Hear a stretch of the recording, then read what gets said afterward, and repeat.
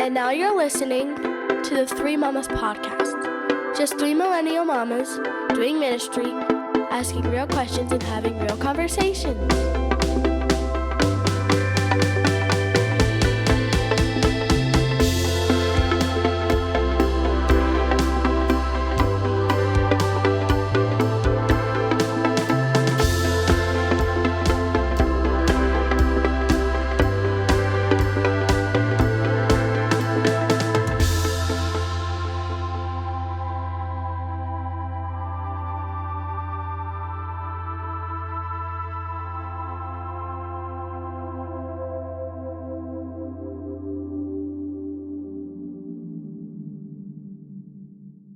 Hey everyone, it's episode 7. Woo-hoo. Welcome to Three Mamas. Woo-hoo. So this episode, we're going to be talking about self-care and what that means to us and what that looks like for each of us. Some of the things that we're going to talk about is, for one, what does self-care look like for each of us? And how do we take care of ourselves? How do we unwind? What are some things that we do, those... I don't want to say selfish things, but those little moments that we take for ourselves and what we do, even if it's frivolous, but what's fun for us. So we're going to start with Fran. Oh, yeah. We're switching it up. Right? It over there. Yeah, that's different. Okay. So I would say one of the frivolous things that I love to do is I like to be by myself, guys. Yeah.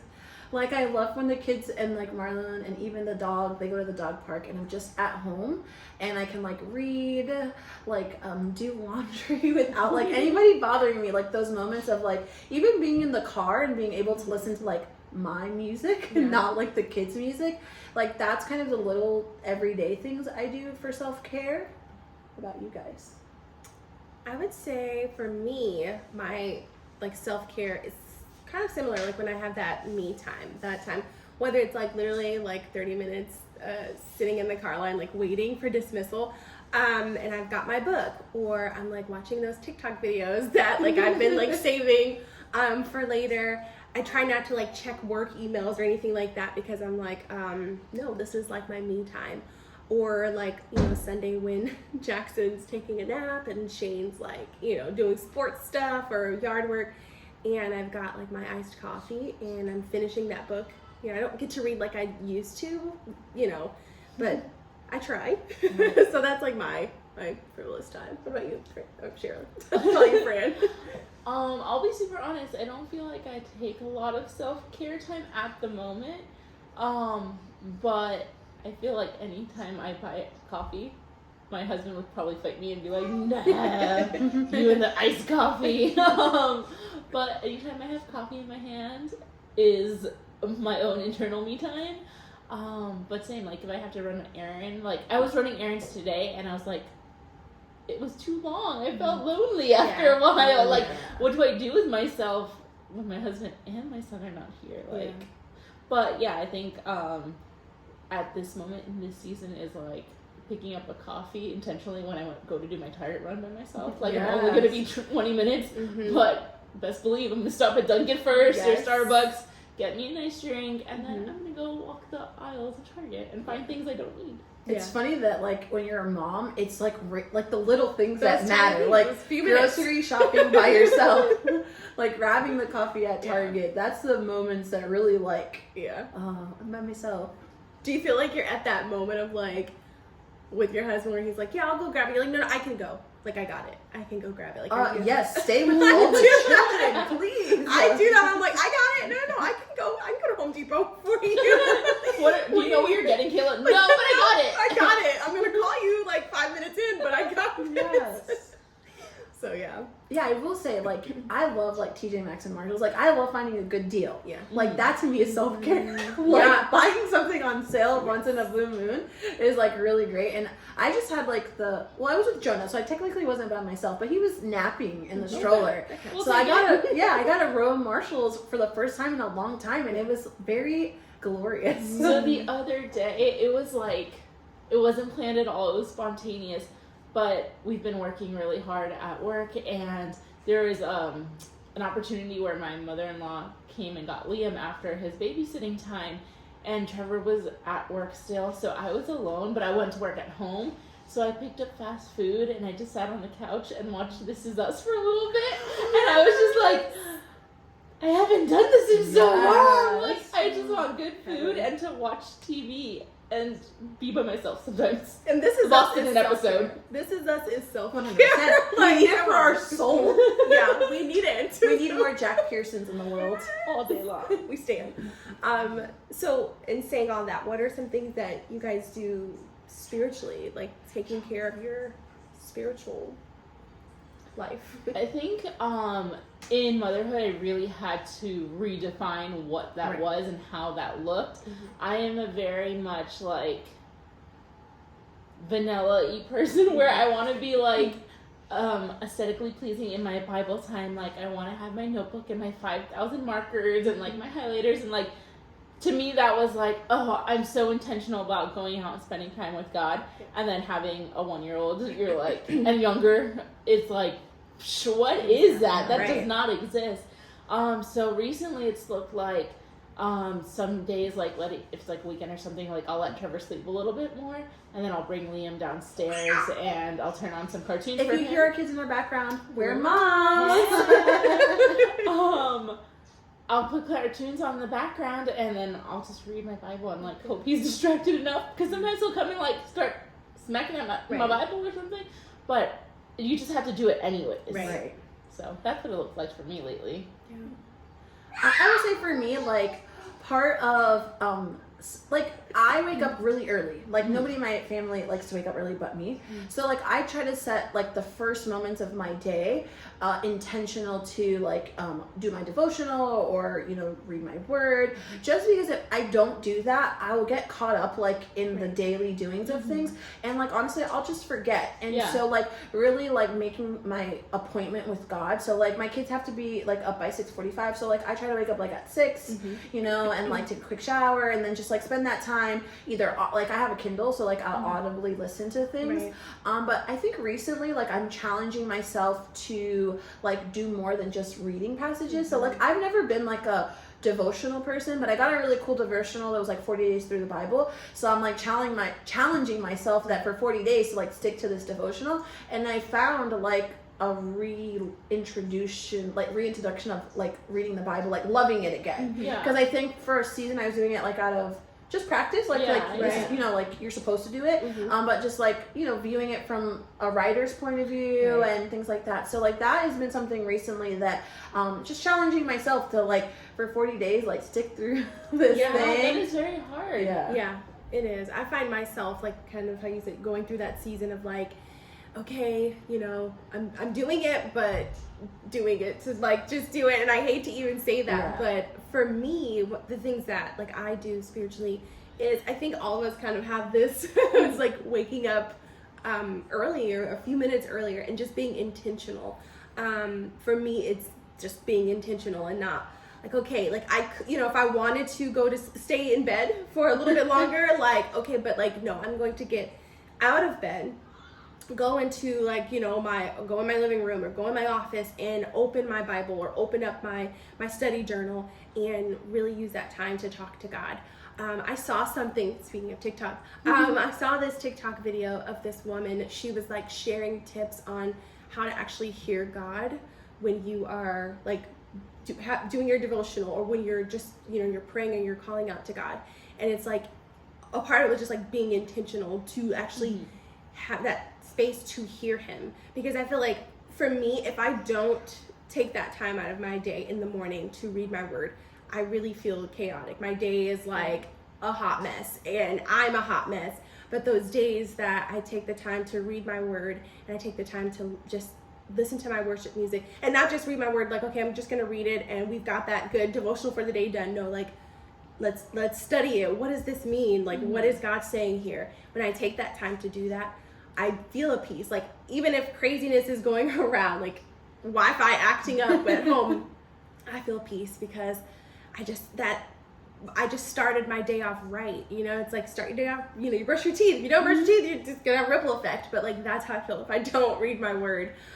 So that for me, the same thing is just being intentional in the mornings, setting aside that time before our son wakes up. Shane's also, he wakes up super early and he has his time, like his routine that he does. You know, we talk a little bit and then we're like, okay, love you, I'm gonna go over here, do my devotional. He's gonna, you know, go for his run or walk the dog or do something like that.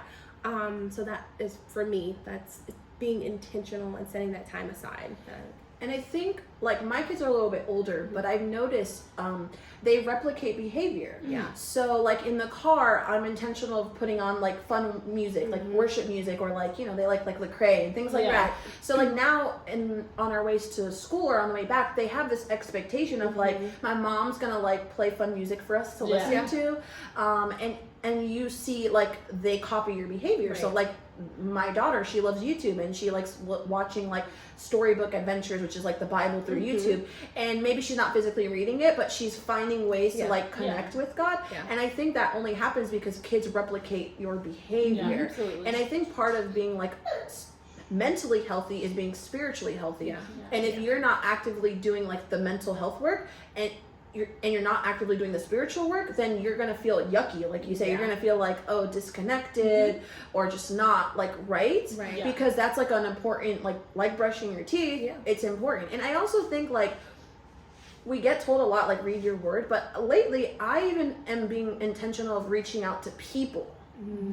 Like, to check in on people, like that spiritual check-in of, like, from mom to mom. Like, I have a friend who had a baby, like, hey, like, do you need anything? So, like, maybe it's not a direct, like, reading my word, but, like, being intentional of, like, saying, like, okay, I need to be there for this person. I need to check in on my mom or my grandma, like, those things like that also help me feel like, okay, I did my due diligence and, you know, like, did what I had to do. I definitely think that self-care, as much as, like, okay, you can look at the commercial side of it and, like, you could buy every beauty product in the world. If it doesn't start with your spirit, then it only goes so far. I remember myself and Francis, we went to a women's conference a month or two ago, and I went and I was just so, like, so angry, so frustrated, so everything. And I remember all that week I just kept on saying, I'm so tired of running, and just running in the, like, I had to do this thing, and I got to go do that thing, and I got to do that thing, and I got to do that thing. And, like, God just so arrested my heart, because in one of the worship songs, it was talking about the verse from Isaiah, where God's like, I'll match you up with wings on eagles, like, you'll run and not grow weary. And I just started crying, because I was just like, man, God, you do call us to run, but you don't call us to run on our own strength. That's the difference. When we try to do it, like, I'm going to do this, and I'm going to be super mom, guess what? You're not super mom, because you run out of gas. But when you lean into him and you start your self-care internally, spiritually, and take it to your mental health, then God gives you the strength to do everything that you need to do. And I will say, I think sometimes, like, for me, all the answers aren't right away. Like, sometimes I read things and I'm like, oh, like, maybe that's not really for, like, this season of life. But then, like, a few days later, something happens and I'm like, oh, like, that's pretty great. Like, and then, so you, like it says, hide the word in your heart. And, like, for many reasons, because, like, in the moments where you're running around, or even conversations, like, I go to the soccer field and I get to have, like, conversations with other people, like, having that, like, backbone of, like, scripture, like, you can help talk to another mom that is going through something, or, you know, like, or even if someone tells you something that you hadn't heard that way, it helps you, it keeps you encouraged. Absolutely. So speaking about the mental health side of it, like, I know that that's something, you know, especially, like, with motherhood, you know, like, speaking about it, it's sometimes taboo, but are there any things that, like, maybe you've dealt with maybe before becoming a mom or since becoming a mom that you're, like, actively, if you want to share, like, actively dealing with? So I will say, because I deal with this every day, baby blues and postpartum depression is a real thing. And there's not one measure of how to work with that. And I will say that postpartum isn't just when you had a baby. It could be when your kid's 2 or 3 years old, because it takes a lot of you physically, emotionally, spiritually to raise children. You are their primary caregiver. Even though dads are phenomenal, like, when kids cry, it's, I want mom. Like, if there's an emergency at school, they're not calling dads. That's don't know the doctor's name. They're calling moms. So it does take a lot. And, you know, so I will say that, like, always kind of being honest with yourself and with your partner of where you're at mentally. Of saying, like, you know what, the truth is, it's been weeks since I've taken a nap. Or it's been weeks since I've had a moment to myself. I need that. And having your spouse listen to your needs, because that's the other factor, like creating the room to be like, you know what, I really need just like an hour of, like, honestly, half the time it's rest. Or like, you know, I'm running on fumes, like I can't cook dinner tonight, can we order food? Things like that are mental self-care, because we just go hard all the time. So I will say that, like, one of the things I've learned is just knowing when I'm there. Like when I'm about to cross the threshold of going bonkers. Of being like, you know what, I haven't got my nails done in a really long time, I have a wedding coming up, like I'm freaking out, like let's be honest, like I need Saturday morning, like just 2 hours to myself. And not feeling guilty for saying that, because I think the other side of it is mom guilt of like, ooh, could I use this money towards something towards my kid? Or like, can I use it to buy myself something? So like, I know me, like I probably buy my kids more things than I buy myself. And not feeling guilty for like, hey, you know what? Like we have a conference. Like I want to dress nice. Like I want an outfit. Like I want the outfit, but I want the outfit. So I would say it's like saying what your needs are. And sometimes your partner or the people around you may not understand like how to do those needs, but just making people aware of your needs, I think helps you, it just helps you get it out there and find a solution to what you need. Go ahead. I think in the marital side, like, I think on this panel, we have really amazing papas that are very self-aware of our needs. I recently got invited to a birthday trip, and I was like, ooh, I don't know. My husband, oh wow, I'll say my dad. My husband was like, no, you're going. You need to go. So I was like, okay. But I think we have husbands that are really awesome, that are self-aware. But I think there's also a lot of women that have have disappointment because they lack the communication of saying like, I need this, and expect their husband to just provide it. Where he may not be like the best provider in that area. So they're not mind readers. Or they will, like, I know with Shane, like, so when you were talking about like being honest, so after we had Jackson, I was very anxious. Like before we had Jackson, I had anxiety. Just throwing that out there. It was just, heightened. And there was, you know, it was something we had talked about before we had Jackson. It was like, you know, you hear a lot about this, and, you know, I don't want that to affect our marriage. You know, you have that conversation. So one of the things that he would do was, you know, on Saturdays was, you know, taking Jackson just on a little outing, whether that literally was to Nana and Papa's house, just so I could get that extra just minute of hour of sleep or shower or just like me time, which was very helpful. But I remember waking up one day, it was one of those weeks too where I was like super exhausted, you know, the journey of breastfeeding and struggling with that, having to go to a breast imaging center, you know, for certain things, and it was like scary. And I fell asleep, you know, went to sleep like normal, and then I woke up and Jackson and Shane weren't there. And guys, I, like, looking back on it, I was like, okay, wow, I overreacted. But also looking back on it, I'm like, no, that was a real reaction. Like, that was a real moment for me. Like, I got just so anxious, so nervous, and like maybe 20 minutes later, they walked through the door and I cried. Like, I was just overwhelmed with emotion. And at the time, I didn't understand why. It was just like, he's my husband. He's his father. He can go with him. But that anxiety of like, you guys were gone too long. And like, you know, after I was like embarrassed to even talk about it. But like now it's like a healing to talk about it. It was like that in that moment was anxiety, what I was feeling. And then of course that guilt of like, my baby wasn't with me. Like, was he hungry? Was he this? And it was like actually trusting.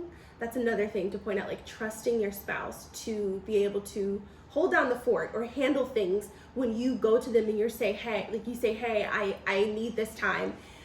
I need to step away. I need to run to Target, or I need to have this girl time and go to dinner or lunch with my girls. And trusting that, okay, hubby's got it. It's okay. You don't have to call and check in on them. they've got it. And if they don't do the routine like you normally do it, that's okay too. It's like it's not the end of the world. So I think for a lot of people too, that's one thing of just like giving that up. So I will say, like in therapy, right? I always tell people like your husband is not a babysitter. Mm-hmm. It's also his children. Mm-hmm. Like we both made these kids, so it's both of our responsibilities to watch this kid. Like it irks me when women say I have to ask my husband if he can babysit.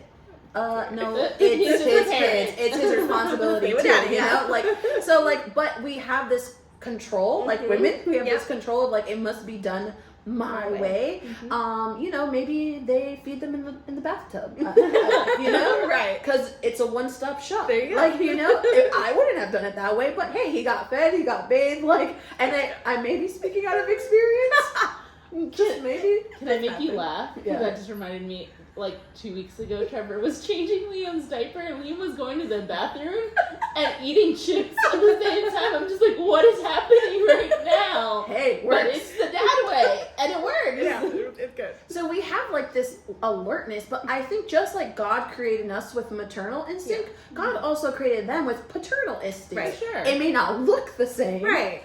But it is there. So I always feel like sometimes we put too much on our plates, and that's normal. Right. But also like they're your kids too. Yes. They can do it. I've been with them all day. You can put them to bed and not feel guilty. Like I'm not paying you to do this. Right. They're your kids, you know. Right. And like when you have that like openness of it, I think it changes the dynamic of wants and needs and stuff like that. The self-care changes, right? Because if I'm not taken care of, I can't pour out to my kids. Sure. Right. I can't be a good wife if I'm sad and anxious and frustrated, and I won't be able to enjoy my life. Yeah. So in the airplanes they always say like if the cabin pressure drops, first put over the mask on yourself before the other person, because I can't help this person if I'm suffocating. Right. And that's motherhood, right? If I cannot help my kid get through their thing or my husband to get through their thing if I'm suffocating. So it sounds selfish, but the truth is it's survival and it's what we have to do. Like to be a good wife, to be a good mom, I need to be okay first. Yeah. Yeah. And like you said, like taking care of yourself, like it starts with us, like it starts with this, how can we pour into our children spiritually if, again, we going back to like reading our word, like how can we be an example for them if we don't do it ourselves? So can I ask a question? Because I think we've covered like what we need to do like mentally and spiritually, but like if money was no object, what would be like the one frivolous self-care thing that you would like indulge in like all the time? Or multiple things. Okay. I have multiple things. I have multiple things. Okay. So, I love mugs. I love cups. Like, if you know me, Cups bring joy. I would literally just, like, go bring in the cup. Get any mug that I want. Like, just go to Marshalls or Home Goods. And then my next thing would be books. Like, I would have Bell's Library. Like, that's what I would have. And just, like, not wait for Barnes & Noble to do half off Just sale. buy Barnes & Noble. Just, literally, that's what I can think of right now, like doing that like self-care time. That would be books and mugs. I think I would bi-weekly get my nails, a mani-pedi, and then like do a weekly full massage. If money was no obligation, like I would definitely do that. Why? Because like I feel like, I don't know, Hispanic life has taught me that like if your nails are done and your hair, like even if your hair's not the greatest, you can but if conquer your the world. Yeah, like you put together, and half the times I feel like like I have no nail polish on. I'm just like, oh, hide my fingers. That's me right now. I'm like, my fingers are ugly. No, they're not. They're just not braided. But yeah, definitely I would go do my nails bi-weekly and then get that massage, because I could do my hair. Like that's not a stress, but massage me all day long, please. So that's like my Marlon would tell you, like that's what I ask all the time. Like, can you please massage me? Like, because it just feels so good. Like to like de-stress yourself and stuff, or like scratch my back. Like, please, like. That's what I would love. I would say for me, I was talking with Kayla earlier, like a house cleaner.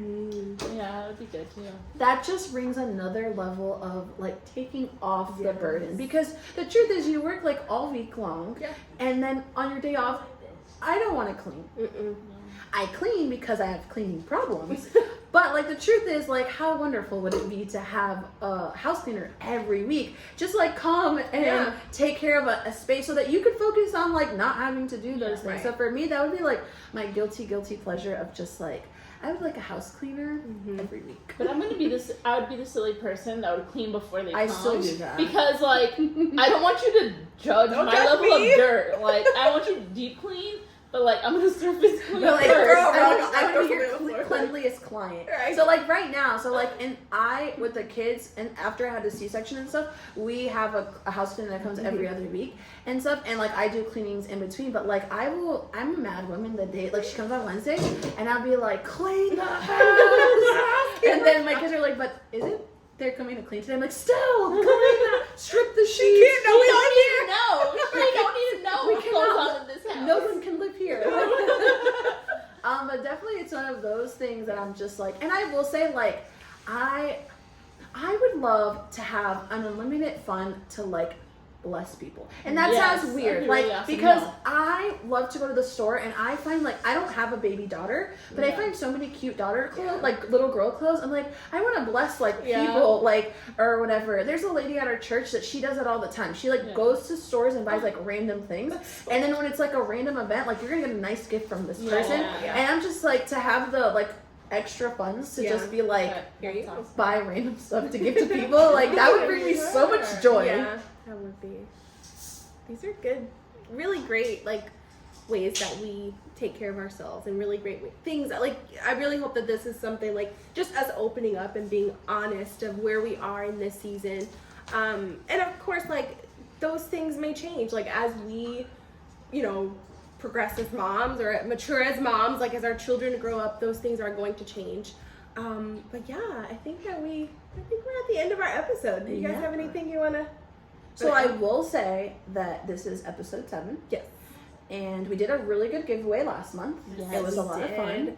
And we're going to do another one this month. And just to let you guys know a little bit of what's coming up, we have a newsletter. If you haven't already subscribed, please subscribe. The link is in our Instagram bio. Also, we have a new media campaign, which is reintroducing ourselves and getting to know us a little bit more. We have a lot of things we're planning. We're trying to plan a event in October. Yes. We're going to talk a little bit more about that. We're like working out all the kinks still, but it's going to be a lot of fun. And then we have a fall launch, because I had this conversation with Sherilyn and I said, can I decorate for fall yet? And she's like, no. But I was like, I want to decorate because I see everybody on my social media decorating. Because it's commercialism, don't fall for it. No, I'm over summer and I need fall vibes. Yeah. I need fall weather first. Like, I need it to not be 90 degrees. Oh, we're in Florida. I won't hold my breath on that one. It's like 82. Like, come on, knock it down 2 degrees. Because the 92 with the humidity and the rain ain't for me. Can I say I've already decorated for fall?